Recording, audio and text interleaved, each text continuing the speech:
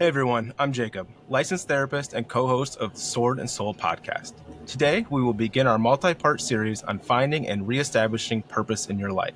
Today's topic focuses on purpose within work life. Did you know that in 2023, a Gallup study found that over 53% of Americans were not satisfied with their personal lives, or that 80% of college graduates believe it's important to find purpose in their careers, when less than 50% of them actually do? So what is your purpose? Before we tackle the episode, Jacob, as I was looking at that study, isn't it crazy to think that 80% identified it before they realized it wasn't going to happen? Yeah, it actually surprised me with that generation that they were so in tune with their personal lives and the need to have purpose at that stage in their life. Yeah, and then get into the workforce, and it's almost like I graduated, and now it's just time to become an adult and contribute. Yeah, because when I was in college and grad school, I was just blinders on, full speed ahead, just get stuff done, move on to the next task, and I wasn't really thinking about anything like that. Yeah, and we look at the youth. I mean, the studies college age show 18 to 22, and to expect an 18 to 22-year-old to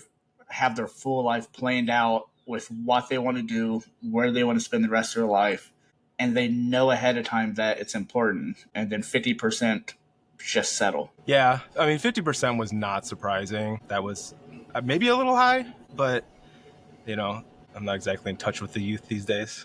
Yeah. So, I mean, to think that 80% knew and then less than or just around half just settled for probably a paycheck or was pressured into just starting the workforce. Yep. I get it. Totally get it. Well, awesome. So, Jacob, what is purpose? Well, as a therapist, one of the first things I ask clients who feel lost or directionless is what gives your life meaning? Not what you do, but what actually makes you feel alive. See, purpose it's not a philosophical concept. It's a psychological construct, and it has real, measurable impacts on our well-being. Studies show that people with a strong sense of purpose experience lower levels of depression and anxiety. They have better physical health outcomes and greater resilience during times of stress. Purpose in your life, it's when you have meaning, direction, significance, and it often involves feeling connected to something larger than yourself, whether that's a relationship, your values, a specific cause, faith, creativity, or even just personal growth. Okay.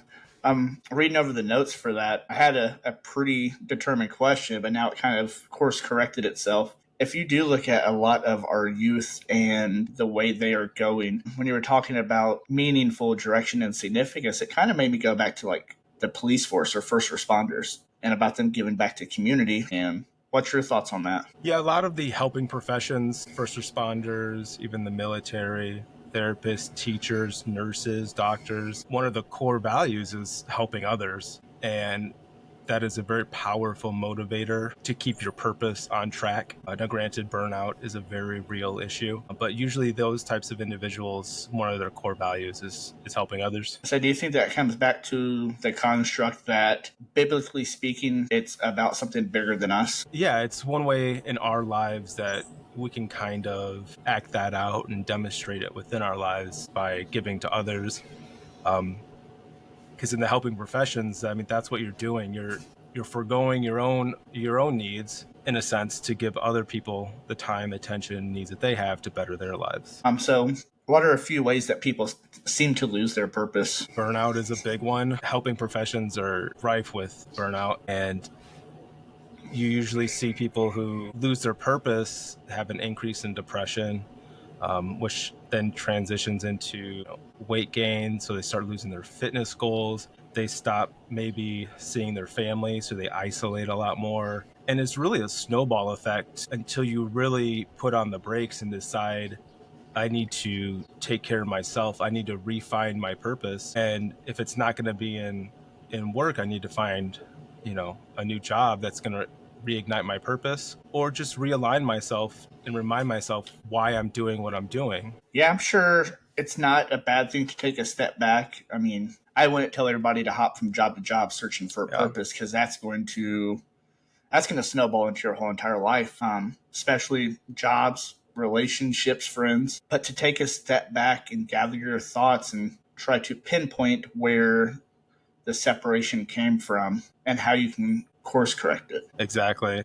As humans, we're not designed to be alone. So one of the main reasons we lose our focus, our purpose, is that life has shifted. And that happens sometimes you don't even realize it until you're deep inside a purposeless existence. But a lot of the more blatant reasons, such as divorce, retirement, becoming a parent, or even achieving a big goal that you had in your life, and then that leads to feeling empty. And people wonder why. Like, well, I met my goal, I got what I wanted, I did what my purpose was, but now I'm so empty. And people don't realize a lot of the time that purpose isn't static. It has to be looked at, reevaluated, reassessed, and you have to develop a new plan to meet those needs. So we talked about how purpose isn't static. Is there, in your profession, do you notice a correlation between people that lose their purpose compared to people that are constantly chasing goals? I mean, it's almost like it's the same and different at the, all Yeah, at once. because you're talking about people like once they hit a goal, they lose their purpose because they don't know what to chase next. Yeah. And then for a lot of people, it's constant striving. Like, I did this, now this is next. What's next after that? And it's knowing what's next for you. A lot of those individuals who hyper focus on purpose and goal setting and achieving, and it's one thing after another, these are the type of people who have blinders on to every other aspect of their life. They may be very purposeful in their goals and achieving those in their life and work or whatever it may be, but usually those individuals are also lacking in other areas because they just don't have the time. So hyper focused on their goal. Yeah. When you were talking about that, it made me think about bodybuilders. Yep. Personal life, work, children, family, everything gets pushed to the side for the bodybuilding sport. I mean, I'm sure it's the thing for top level athletes in every sport that something has to suffer in the pursuit as what they call greatness. Yeah, I also see it in individuals who are high achieving, such as like CEOs, business owners. They're very adept at hitting their goals within business and stuff like that, but then they're coming in for issues with relationships, whether it's their family or kids, because their whole identity is their career. So it's important when we lose focus of our purpose that we need to recalibrate. And when we don't, we become stagnant and you just spin your wheels, and then in comes the depression, the anxiety, and it just snowballs. So it's important to keep our internal compass constantly in a state of tuning to make sure we don't fall. So you wrote down here about identifying core values. Can you talk about that some? Yeah, core values are something that when initially ask people, it usually sets them back a little bit, and they can start talking about goals and stuff like that. And it's like, no, values are things that you put weight and stock in your life, such as compassion, honesty, creativity, growth. These types of ideas are what we're really looking at to define our core values. And it's when you define these and figure what they are for yourself, you got to ask yourself, am I meeting those values in my specifically work as our topic for today? Yeah. Is my work meeting my core values? For me, am I helping people? And am I meeting that value that I have to help others? And if I'm not, for whatever reason, I need to sit down and figure out why. As a licensed social worker, how often do you have to course correct yourself? I don't know if it's like a definitive, 1 month, 2 months, 3 months. Just sporadically. Yeah, it's usually when I find myself not motivated to really research something and just go off of what I know. Well, what I know can change. Research changes, evidence-based practices change. You'll never read everything. You'll never be perfect. So if I'm find myself just spinning going through the motions, I know this works, I'm going to use this. That's when I'm like, all right, I need to step back. I need to find out why I'm doing this. I need to remind myself. And that's usually when I take action. How much of that also do you think is benefited personally for you by exercise and decompressing outside of work? Yeah, exercise is one of those things that I have a love-hate relationship with. I love it when I'm done, but it's hard to start. But after I'm done, it's that sense of accomplishment. It motivates me to, if I can do that, I can sit down and I can learn a little bit more about a topic. I can reestablish the purpose. I could give myself another goal, and I can meet those needs professionally. So you wrote down a couple things here. It looks like it's ACT and CBT. Can you touch on that a little bit? Because those were new to me when I was reading over the notes. Yeah. So for ACT in this scenario, it's about committed action. So once we've set our values, you've defined what they are for you. They're your North Star. You've got them defined. You know what they are. They're now at the forefront of planning. Now it's important to set small goals, and they need to be value aligned goals. Like, for example, if connection's your value and you want to find purpose in connecting with others, then your goal might be to find one meaningful conversation a week, and that's it. Or even if you're not ready to get into like a meaningful conversation, go out with friends and just have a dinner, connect with them, talk with them, even if it's superficially about their lives. That's just one small little goal that you can set for yourself. Makes sense. And what about this behavioral activation? So behavioral activation is an idea that comes out of CBT. And when we are out of line with our purpose and our values, and we feel stuck, it often leads to avoidance. And you just don't want to do it. You're like, where do I start? Why bother? What's the point? But let me ask you a question. If off the top of your head, let's just say you don't have the experience you do with training and fitness and your faith. If I were to ask you what comes first, motivation or action when you want to do something? To me, it's typically motivation for my clients, but with their motivation has a form of action. And with the action is reaching out to somebody for help. Like if you're sitting on the couch and you're like, I'm going to go do this when I feel motivated. It's 100% a motivation thing. It's not. For me, it is, because there has to be a cause for me to want to take action. Well, it's actually the action comes before motivation. If you get up and do something when you don't want to do it, it's going to lead to motivation.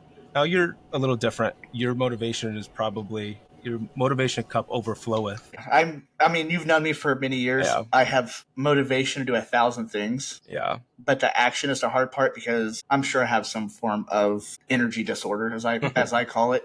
I have so many different ideas, but I don't know how to grasp on which one I want to just fixate on and put my energy into. Yeah. Coming from my practice and clinical experience, when you're depressed and you're just in that low area of your life where you don't have your purpose, you can't see it, you don't know what it is right now, and you just feel stuck, it's the action that's going to get you out of that. Because if you're going to sit around and wait for motivation to better your life or refine your purpose, you're going to waste away on that couch. You're not going to do anything. So getting up and making an action plan, doing something small. It's about one brick at a time. And as you build those walls and that foundation, before you know it, you're going to have a house. And that action, as small as it may be, will gradually create motivation for you. So looking back at that, with the way you asked me that question, if I was to think about the conversations I have with prospective clients, I'm sure there was an action before they took the motivation to reach out to me. Whether it be going for a walk with their husband or their kids and realizing, I'm struggling through this, I need help. And then the motivation was, I'm going to reach out to somebody. So the action I don't see until after they've had a motivation step that made them reach out to me. Yeah. For me, it's like, if I wake up and I'm like, I don't want to work out today. I don't really have the motivation. I got tons of stuff I can do. I just skip it. Well, that's not how that works. My motivation I need for the day comes after I do that workout. It's the endorphin release that you get through the movement of exercise, getting your blood flowing. For me personally, once I break a sweat for the day, I'm ready to sweat for the rest of the day. Yeah. If I wake up and I'm lounging on the couch, I'm probably going to be a potato for the rest of the day. Yeah. See, for me, it's that, for you, it's the physical activation, that sweating. For me, it's the psychological activation that I've done it. And now I can do other things. That's where my motivation comes from. Makes sense. And did you have anything you wanted to touch on with the mindfulness? Yeah, mindfulness is good in all aspects of life. And it's important to understand that things aren't always crystal clear. You always can't have a plan. It's not always going to work the way you want it. You're going to have bad days. You're going to have good days. And that's normal. That's a part of life. That's a part of being a human being. But it's important to speak to yourself in a way that is compassionate. When you have a setback, you don't want to be self-deprecating. You don't want to be hard on yourself. You want to be like, listen, I messed up. I had a setback, but it's okay, because I can do better tomorrow, or I can do better next time. And it's just giving yourself a break. Everybody's too damn hard on themselves these days. I heard a quote the other day that when you've wronged somebody or somebody's wronged you and you forgive them, that forgiveness isn't for them, it's for yourself. Yeah, and that's a big thing in life. The forgiveness is letting yourself move on and getting that weight off your shoulders. I coming from a fitness and just an overall person, carrying a lot of weight from the wrongdoings, whether to you or that you've done through life, has to be exhausting. Yeah. And it's one of those things, like when I find myself just holding on to those things, you can feel the weight on you. And that's usually when those things I've maybe resolved in the past and I've went through the forgiveness, sometimes they creep back, and that happens. And you need to reassess. You need to also acknowledge that you've dealt with those things, give yourself some compassion, and it's a good time to just pray about it. Yeah. Well, I definitely felt like what we discussed is for that self-compassion, because as specifically Americans, I don't know if we're ever going to have listeners overseas, we're very hard on ourselves. And social media is, I would say, one of the top 3 contributors on why we're so hard on ourselves, because you're constantly looking at everybody's highs when people aren't posting their lows. Yeah, social media is a disease. There's just, all you see is the idealistic body type, lifestyle, their cars, their houses. The algorithm knows what to put in front of you. Yeah. To keep you down. And myself, having a teenage daughter, I witnessed the things that she's going through at 16 years old that we didn't have when we were 16 years old, strictly because of social media. I have said it a million times. I think Snapchat is more of a risk than TikTok is, because these kids can say the most harmful and hateful things to each other, and then it's erased in 24 hours. Yeah, it's definitely something we did not have to deal with. Well, I'll rope it back up because we're talking about work and not social media. So I was just thinking about the self-compassion, because as Americans, we're so hard on ourselves at all times. Yeah, could be a possible topic for the future. Yes. So from the biblical perspective on focus on purpose and work, the first thing that came to mind for me was Romans 8:28. It goes, and we know that God causes everything to work together for the good, though those who love God and are called according to his purpose for them. And for me, this verse reminds us that nothing in life is wasted. Our struggles, setbacks, downfalls are always for a greater good. We can learn from the lowest of lows and use them to grow and not repeat. This also reminds us that even in your job, regardless of how fulfilling or how mundane it may be, is a part of a bigger story. When you commit to your daily task and you do them without complaint, you are participating in God's plan for you. When I say this, I remember that some of our tasks are temporary. The things you're going through on Monday aren't going to typically affect your Tuesday and so on. And you may not be where God has planned for you right now, but you're going to end up there. And when I was going through that, you and I had this conversation a year ago about how I was praying for a higher paying job. I was working at the gym, and I got an opportunity to double my salary. And I prayed on it, and God delivered it. And I got into that job, doubled my salary, and I was at that place for less than 2 weeks. And it was the first time in my life I've ever had discernment. So God taught me what discernment was. I sent a text message to my pastor and said, hey, I know what discernment is now, because that's the only word that comes to mind with this, and let's talk about it. So I got fired. 3 days later, I went and met with my pastor and talked about it. And he ended up saying, hey, I know somebody that's looking for somebody. Here's their number. Give him a call. So I called him. Kind of knew who the person was, knew kind of what the job was, interviewed, took a pay increase compared to where I was before, but a pay decrease from where I just left. But my purpose skyrocketed. I now work for 2 bosses, one of which is an absolute faith-filled man. He's actually the leader of my men's group that I go to. And we have, I would call it worship at work every single day.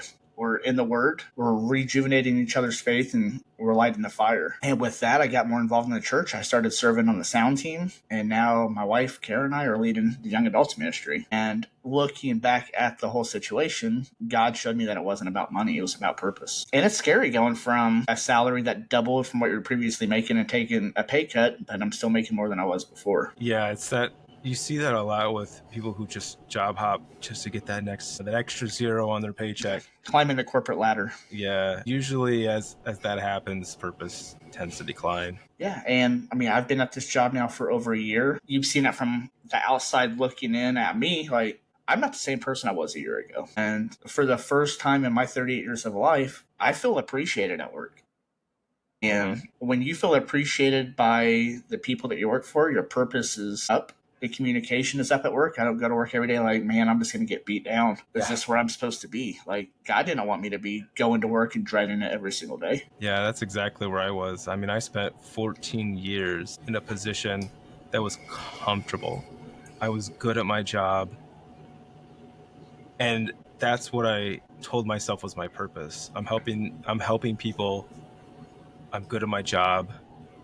And I didn't realize how unmotivated, how purposeless I was until I left. And it was like this just weight off of my shoulders. And I kept lying to myself that, it was a good paycheck. It was steady. It was comfortable in a way that, I knew what I was doing. And that the idea of leaving and doing something new was kind of terrifying, but it worked. I mean, God knows what you can handle, and He lets you stumble, but ultimately it worked out. I get this little evil grin over here because I'm hearing you talk about that. Asking you completely random because you have no preparation list. Would this podcast be happening if you were still working at the hospital? No, absolutely not. Like, I got that evil grin because I was like, man, like, I haven't even recognized that without you having the same situation I went through and God saying, nope, we're going to move you on to the next step. This wouldn't be happening. Yeah, and it's not that I wouldn't have had the motivation to do this, but I wouldn't have had the desire or the need to, like, I was just so down on myself that what could I offer? I can't give more of myself when I have nothing. So you can't keep running on fumes and offering up gallons to people when you have nothing to give yourself. Absolutely. And that's exactly where I was. Yeah. It's so as I'm sitting there listening to you, it's like, I call it God nods. Like, oh man, without Jacob leaving the hospital, this wouldn't be happening today. Yeah. So it's awesome. Second Bible verse I had for it, 1 Corinthians 3:8. The one who plants and the one who waters work together with the same purpose, and both rewarded for their own hard work. I wrote down that this verse is a reminder that in God's eyes, every role matters. Whether you're the one planting the seeds, starting something new, or the one watering, which means maintaining or nurturing what's already been started. Both roles are vital and both are seen and rewarded by God. When you're in a workplace rut, or when the work feels repetitive, unnoticed, or even meaningless, it's easy to think that your labor doesn't matter. You just feel like you're showing up and going out. But Paul's words to us in the Corinthians challenge that mindset. He's saying it's not about comparison. It's not about the visibility. It's about faithfulness. Each person's labor has purpose because it fits into a bigger picture that God is building. You may not see the results now, but God does. Even in the mundane tasks, you can have eternal value with what you've done if you've done it with the right heart. So even if you're feeling stuck, and ask yourself not just what you're doing, but why you're doing it. So are you showing up with integrity every day? Are the people that you're surrounding yourself, are you loving into them and pouring into them and making them feel the way that you would like to be felt back by them? That's watering, that's planting. And according to this verse, that's the purpose. So with work, and especially in your case, are the people that you're surrounded pouring into you just like you're pouring into? And when I was at the hospital, absolutely not. It was survival mode, really. Yeah. And it felt like you were on an island. Just there wasn't any support. There wasn't any authentic individuals willing to help and support you. I mean, now that I'm doing my own thing, I'm kind of by myself for the most part. So I have to water and plant these days. And we've talked a little bit, the practice owner, I guess you used to say, like, he seems like he's pouring into you.